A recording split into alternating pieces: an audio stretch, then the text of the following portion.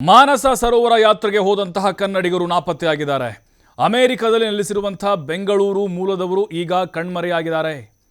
ನೇಪಾಳದಲ್ಲಿ ಪ್ರವಾಹ ಆದ ಸ್ಥಳದಲ್ಲಿ 5 ಕನ್ನಡಿಗರಿದ್ದಾರೆ. ಸದ್ಯಕ್ಕೆ ಅವರು ಅಮೆರಿಕದಲ್ಲಿ ನೆಲೆಸಿದ್ದಾರೆ. ಕನ್ನಡಿಗರವರು 5 ಹೋಗಿದ್ರು ಮಾನಸ ಸರೋವರ ಯಾತ್ರೆಗೆ. ಈಗ 5 ಕೂಡ ಸಂಪರ್ಕಕ್ಕೆ ಸಿಗ್ತಾ ಇಲ್ಲ. ಫೋನ್ ಸ್ವಿಚ್ ಆಫ್ ಬರ್ತಾ ಇದೆ. ಸಂಬಂಧಿಕರು ಪರದಾಡ್ತಾ ಇದ್ದಾರೆ. ಫೋನ್ ಮಾಡಿ ಸಾಕಾಗಿದೆ. ಅಮೇರಿಕದಿಂದ ಬಂದು ನೇಪಾಳಕ್ಕೆ ಹೋಗಿದ್ರು. ಬಟ್ ಈಗ ಆತಂಕ ಕುಟುಂಬಸ್ಥರಲ್ಲಿ ಜಾಸ್ತಿ ಮನೆ ಮಾಡ್ತಾ ಇದೆ. ರಾಜ್ಯ ವಿಪತ್ತು ನಿರ್ವಹಣಾ ವಿಭಾಗಕ್ಕೆ ಸ್ನೇಹಿತರು ಕರೆ ಮಾಡಿದ್ದಾರೆ.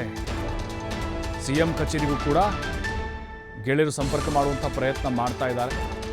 ಶ್ರೀನಿವಾಸ್, ಕೇಶವರಾವ್ ಹಾಗೆ ಕೀರ್ತಿ ಆಚಾರ್ಯ, ಸುಧೀಂದ್ರ, ವೆಂಕಟ್ ಸೇರಿ 5 ಬೆಂಗಳೂರು ಸಂಪರ್ಕಕ್ಕೆ ಸಿಗದಂಥವರಾಗಿದ್ದಾರೆ. ಬೆಂಗಳೂರು ಮೂಲದವರು ಅಮೇರಿಕಾದಲ್ಲಿ ಸೆಟ್ಲ್ ಆಗಿದ್ದಾರೆ. ಇಲ್ಲಿ ಬಂದಾಗ ಅಲ್ಲಿ ಹೋಗಿದ್ದರು ಮಾನಸ ಸರೋವರ ನೋಡಲಿಕ್ಕೆ ಅಂತೇಳಿ. ಅಂದರೆ ಯಾತ್ರೆ, ಕೈಲಾಸ ಪರ್ವತ ಆ ಕಡೆ ಅಲ್ಲೇ ಇದೆ ಅಲ್ವಾ, ಹಾಗಾಗಿ ಯಾತ್ರೆಯನ್ನು ಕೈಗೊಂಡಿದ್ದರು. ಆದರೆ ಈಗ 5 ಕೂಡ ಪತ್ತೆನೇ ಇಲ್ಲ. ಆತಂಕದಲ್ಲೇ ದಿನ ದುಡ್ತಾ ಇದ್ದಾರೆ. ಅವರ ಗೆಳೆಯರು ಕೂಡ ಫೋನ್ ಮಾಡ್ತಾನೇ ಇದ್ದಾರೆ, ಆದರೆ ಕನೆಕ್ಟ್ ಆಗ್ತಾ ಇಲ್ಲ. ಸ್ವಿಚ್ ಆಫ್ ಅಂತ ಬರ್ತಾ ಇದೆ.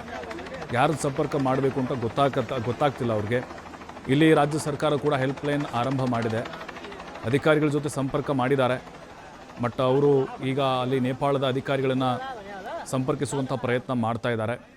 ಸದ್ಯಕ್ಕಂತರೂ ಆಪರೇಷನ್ ನಡೀತಾ ಇದೆ.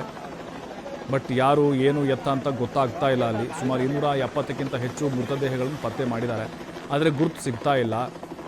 ಈಗ ಇವರು ಏನಿದ್ದಾರೆ ಮಾನಸ ಸರೋವರ ಯಾತ್ರೆಯನ್ನು ಕೈಗೊಂಡಂಥವ್ರು, ಯಾವ ಏಜೆನ್ಸಿ ಟ್ರಾವೆಲ್ಸ್ಗಳ ಮೂಲಕ ಹೋಗಿದ್ದರು ಇವರು, ಅಲ್ಲಿ ಯಾರಾದರೂ ನಮ್ಮ ಕನ್ನಡಿಗರು ಇವ್ರ ಜೊತೆಗೆ ಇದ್ದರೆ ಅವ್ರು ಸೇಫ್ ಆಗಿದ್ದಾರಾ ಇಲ್ವಾ, ಸಾಕಷ್ಟು ಆತಂಕ ಅಂತರೂ ಹೆಚ್ಚಾಗ್ತಾನೆ ಇದೆ. ನಮ್ಮ ಕರ್ನಾಟಕದಿಂದ ಒಂದು 17 ಜನ ಹೋಗಿದ್ದಾರೆ ಅನ್ನುವಂಥ ಅಂಕಿ ಸಂಖ್ಯೆಗಳು ಸಿಗ್ತಾ ಇದೆ. ಅದರಲ್ಲಿ ಬೆಂಗಳೂರಿನ ಒಂದು 8 ಜನ ಇದ್ದರು. ಈಗ 5 ಬಗ್ಗೆ ಸುಳಿವೇ ಸಿಗ್ತಾ ಇಲ್ಲ. ಫೋನ್ ಕನೆಕ್ಟ್ ಆದರೆ ಸಹಜವಾಗಿಯೇ ಅದು ಅರ್ಥ ಆಗುತ್ತೆ, ಇಲ್ಲ ಸೇಫ್ ಆಗಿದ್ದಾರೆ ಅಂತೇಳಿ. ಸ್ವಿಚ್ ಆಫ್ ಅಂದ್ಬಿಟ್ರೆ ಡೌಟ್ ಶುರುವಾಗ್ಬಿಡುತ್ತೆ. ಮತ್ತು ಆಮೇಲೆ ಆತಂಕ ಸಹಜವಾಗಿ ಬಂದೇ ಬರುತ್ತೆ. ಈಗ ಇವರು ಯಾವ ಪ್ರದೇಶದಲ್ಲಿ ಲಾಕ್ ಆಗಿದ್ದಾರೆ ಅನ್ನೋದು ನೋಡಬೇಕಾಗತ್ತೆ. ಈ ರಸುವಾ ಅನ್ನುವಂಥ ಜಿಲ್ಲೆ ಇದೆ ಅಲ್ವಾ, ಅಲ್ಲಿ ಜಾಸ್ತಿ ಈ ಹಠಾತ್ ಪ್ರವಾಹ ಉಂಟಾಗಿ ಡ್ಯಾಮೇಜ್ ಆಗಿರೋದು. ಅದೇ ಸ್ಥಳದಲ್ಲಿ ಇವರು ಏನಾದರೂ ಸಿಕ್ಕಾಕೊಂಡಿದ್ದಾರಾ ಅಥವಾ ಅದಕ್ಕೆ ಸಮೀಪದಲ್ಲಿ ಎಲ್ಲಾದರೂ ಲಾಕ್ ಆಗಿರಬಹುದಾ? ಎಲ್ಲ ಕಡೆ ಕೂಡ ಈಗ ಸಂಪರ್ಕ ಮಾಡುವಂಥ ಪ್ರಯತ್ನಗಳು ನಡೀತಾನೆ ಇದೆ. ಅವ್ರ ಕುಟುಂಬಸ್ಥರು ಕೂಡ ಗೆಳೆಯರ ಮೂಲಕ ಫೋನ್ ಮಾಡುವಂಥ ಕೆಲಸವನ್ನು ಮಾಡ್ತಾ ಇದ್ದಾರೆ. ಅದು ಕೂಡ ಕನೆಕ್ಟ್ ಆಗ್ತಾ ಇಲ್ಲ. ಸದ್ಯಕ್ಕಂತರೂ ಗುರುತು ಪತ್ತೆ ಹಚ್ಚೋದೇ ಒಂದು ಸಾಹಸ ಆಗಿಬಿಟ್ಟಿದೆ.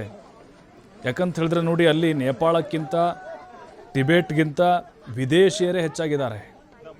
ನಮ್ಮ ಭಾರತದಿಂದ ಹೋದಂಥವ್ರೆ 300ಕ್ಕಿಂತ ಹೆಚ್ಚು ಜನ ಅಲ್ಲಿ ಲಾಕ್ ಆಗಿದ್ದಾರೆ.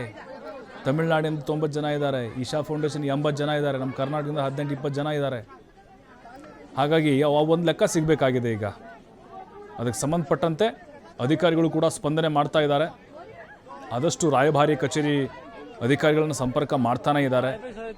ಕೇಂದ್ರ ಸರ್ಕಾರದಿಂದ ಕೂಡ ಕೆಲವೊಂದಿಷ್ಟು ಇಂಟಿಮೇಷನ್ಗಳು ಹೋಗಿದೆ. ಬಟ್ ಇನ್ನೂ ಹಲವು ದಿನಗಳ ಕಾಲ ಇದು ಹಾಗೆ ಮುಂದುವರಿಯುತ್ತೆ ಗೊಂದಲಗಳು. ಯಾಕೆಂದರೆ 1500ಕ್ಕಿಂತ ಹೆಚ್ಚು ಜನ ಈಗ ನಾಪತ್ತೆಯಾಗಿರುವಂಥ ವಿಚಾರ ಗೊತ್ತಾಗ್ತಾ ಇದೆ.